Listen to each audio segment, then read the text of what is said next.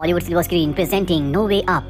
कहानी की शुरुआत में हमें एवा को दिखाया जाता है जो अपने बॉडीगार्ड के साथ एयरपोर्ट पर आती है। वो एक बहुत बड़े पॉलिटिशियन की बेटी है। एयरपोर्ट पर वो अपने बॉयफ्रेंड जेड और अपने फ्रेंड कायल से मिलती है। ये सब के सब छुट्टियां मनाने के लिए लॉस कैबॉस जा रहे हैं। ये सब के सब फ्लाइट में बैठ जाते हैं और टेक ऑफ की कुछ ही देर बाद फ्लाइट में टर्बुलेंस होना शुरू हो जाती है। सबको नॉर्मल लगता है क्योंकि अक्सर फ्लाइट में ऐसा होता है। पर तभी एवा के बॉडीगार्ड की आंख खुलती है। वो विंडो से बाहर देखता है जहाँ पर प्लेन का इंजन बर्न हो रहा होता है। पायलट अनाउंस करता है कि बहुत सारे बर्ड्स प्लेन के इंजन से टकराए हैं जिस वजह से डिस्टरबेंस हो रही है। तुम्हें घबराने की कोई जरूरत नहीं है। पर जल्दी ये देखते हैं कि प्लेन के इंजन में पूरी तरह से आग लग चुकी है। और अब पायलट अनाउंस करता है कि सब के सब अपनी सीट बेल्ट को बांध लें। यहाँ पर प्लेन में बहुत ज्यादा हलचल होना शुरू हो जाती है जिससे सब के सब पैसेंजर्स बहुत बुरी तरह से डर जाते हैं। वो चिल्लाने लगते हैं और तभी इंजन में से एक मेटल का टुकड़ा प्लेन से टकरा कर आर पार हो जाता है जिससे प्लेन के अंदर बहुत तेज हवा आने लगती है। सामान सब का सब नीचे गिरने लगता है और इसी दौरान कुछ लोग प्लेन से नीचे भी गिर जाते हैं और बहुत जल्दी पूरा का पूरा प्लेन पैसिफिक ओशियन में गिर जाता है जिस वजह से पायलट के साथ बहुत सारे लोगों की मृत्यु हो जाती है। प्लेन इस तरह से क्रैश हुआ होता है कि उसके सामने का हिस्सा नीचे एक चट्टान पर अटका हुआ है और उसके नीचे बहुत गहरी खाई है और अभी भी प्लेन के पिछले हिस्से में पानी नहीं भरा जहाँ पर एवा, उसका बॉयफ्रेंड, उसका फ्रेंड और बहुत सारे पैसेंजर्स हैं। एवा को लगता है कि उसका बॉडीगार्ड मारा गया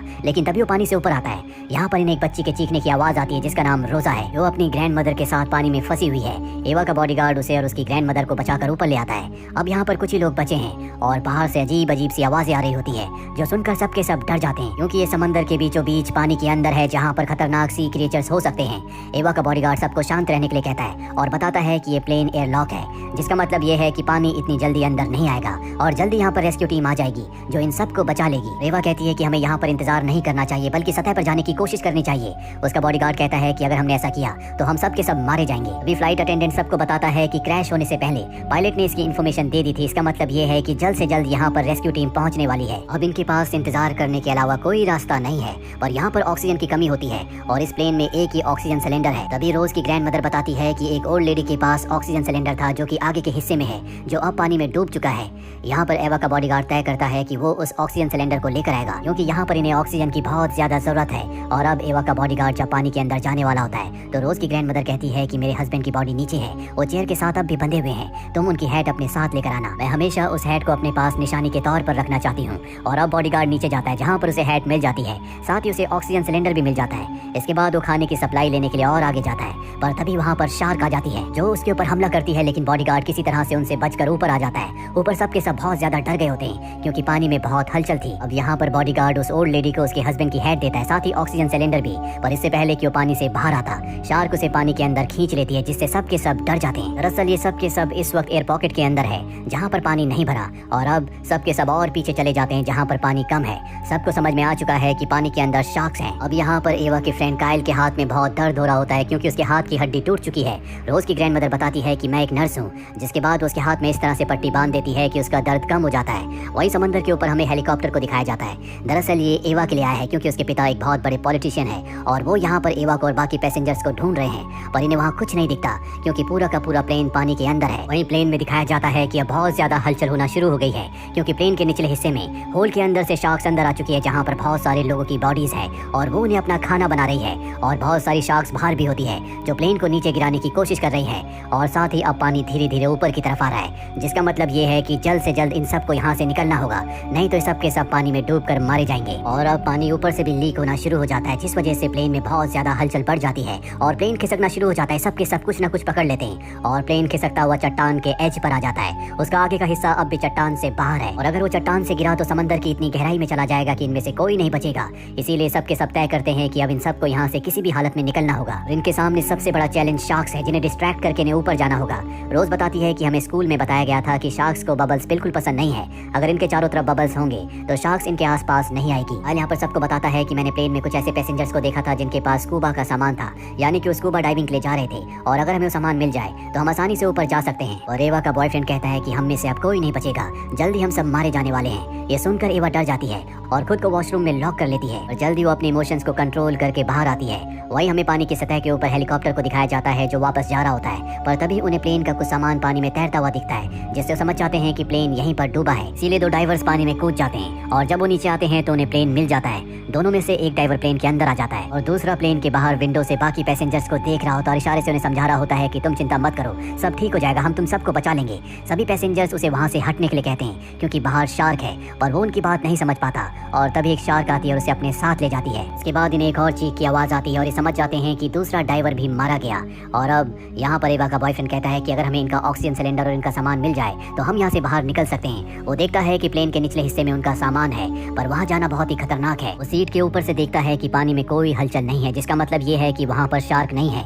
तभी उसका पैर स्लिप हो जाता है, वो पानी में गिर जाता है, जिससे एवा बहुत ज्यादा पैनिक हो जाती है। वो जोर जोर से चिल्लाने लगती है, पर अगले पल उसका बॉयफ्रेंड बाहर आ जाता है। वो हंसने लगता है, दरअसल वो सबके साथ मजाक कर रहा था। इस बात से एवा को बहुत गुस्सा आता है और तभी एक शार्क आती है जो उसका पैर खींचकर अपने साथ ले जा रही होती है, लेकिन एवा और कायल उसे पकड़ लेते हैं। इसी तरह से वो उसे ऊपर तो खींच लेते हैं, लेकिन उसका पैर टूट चुका है, उसके पैर में बहुत दर्द हो रहा है। इसीलिए रोज की ग्रैंडमदर जो कि एक नर्स है, उसके पैर पर बेल्ट बांधकर खून को रोकती है। और अब यहाँ पर फ्लाइट अटेंडेंट बताता है कि स्टोरेज रूम में डाइवर्स का कुछ सामान है, अगर हम उस सामान को ले आए तो हम यहाँ से निकल सकते हैं। इसीलिए एवा खुद वहाँ जाने का फैसला करती है। फ्लाइट अटेंडेंट पीछे का डोर खोलता और फ्लेयर जलाता है, जिससे वहाँ रोशनी होती है। एवा उस रास्ते से वहाँ पहुँच जाती है जहाँ पर डाइवर्स का सामान है। वो डाइवर्स का सामान ऊपर लेकर आ रही होती है कि तभी एक ऑक्टोपस उसके ऊपर हमला कर देता है और अब फ्लेयर भी बुझ चुकी है, जिससे पूरी तरह से अंधेरा हो जाता है। ऊपर सबके सब डर जाते हैं। फ्लाइट अटेंडेंट तय करता है कि वो नीचे जाएगा, पर इससे पहले कि वो नीचे जाता एवा बैग लेकर ऊपर आ जाती है, जिसके अंदर 4 डाइविंग सूट्स और मास्क होते हैं। यहाँ प्लेन में बहुत हलचल हो रही होती है। साथ ही एवा देखती है कि उसका बॉयफ्रेंड अब इस दुनिया में नहीं रहा, जो देखकर वो पूरी तरह से टूट जाती है।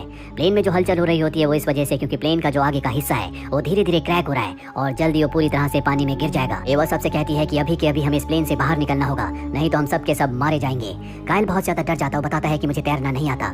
एवा कहती है कि तुम इस जैकेट को पहनकर जब पानी के अंदर जाओगे तो तुम इसकी नोजल को खोल देना, तुम्हें तैरने की जरूरत नहीं है, तुम अपने आप ही ऊपर सतह तक पहुंच जाओगे। और अब एवा पैसेंजर का ऑक्सीजन मास्क लेकर आती है जो उसका बॉडीगार्ड नीचे से लाया था। सबके सब जैकेट पहन लेते हैं और जैसे ही आगे बढ़ते हैं इनका प्लेन झुकना शुरू हो जाता है। दरअसल उसके आगे का हिस्सा टूटकर पानी में गिर चुका है और अब इन्हें यहाँ से जल्द निकलना होगा। रोज की ग्रैंडमदर कहती है कि मैं तुम्हारे साथ नहीं आऊंगी, मेरी वजह से तुम सबकी जान जा सकती है क्योंकि मैं पूरे ग्रुप को स्लो कर दूंगी।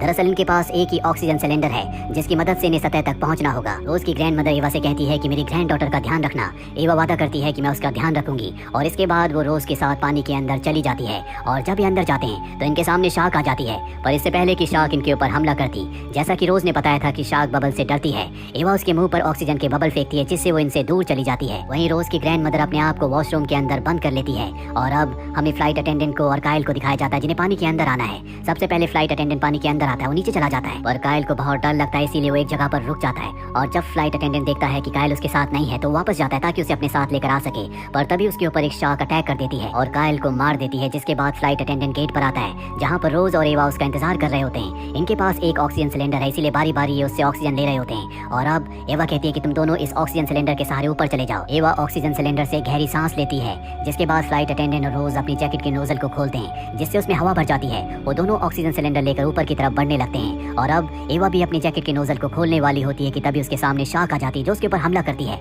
इसीलिए एवा को प्लेन के अंदर आना पड़ता है और जल्दी वो शार्क वापस चली जाती है।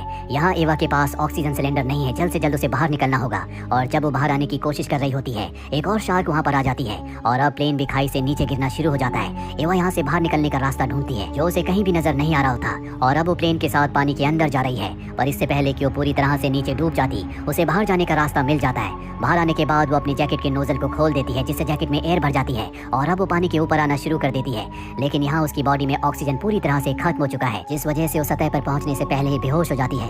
कुछ देर के बाद उसे होश आता है। जैकेट में हवा भरने की वजह से वो पानी की सतह पर आ चुकी है, पर दूर दूर तक उसे कोई नहीं दिखता। वो समझ जाती है कि उसके दोनों साथी जो ऊपर की तरफ गए थे वो मारे जा चुके हैं। तभी उसके पास एक हेलीकॉप्टर आता है जो उसे रोप से ऊपर खींच लेता है, जहाँ पर उसे रोज और फ्लाइट अटेंडेंट दिखता है। जैसा कि उसने रोज की ग्रैंड मदर से वादा किया था कि वो रोज को बचा लेगी, उसने सच में रोज को बचा लिया है। हालांकि उसने अपने बॉयफ्रेंड, फ्रेंड और बॉडीगार्ड को खो दिया है, साथ ही रोज ने अपने ग्रैंड मदर और ग्रैंडफादर को, लेकिन अब इनके पास यहाँ से आगे बढ़ने के अलावा कोई रास्ता नहीं है। हेलीकॉप्टर इन्हें इस जगह से लेकर निकल जाता है और इसी के साथ ये फिल्म, ये कहानी खत्म हो जाती है। उम्मीद करते हैं कि ये कहानी आपको पसंद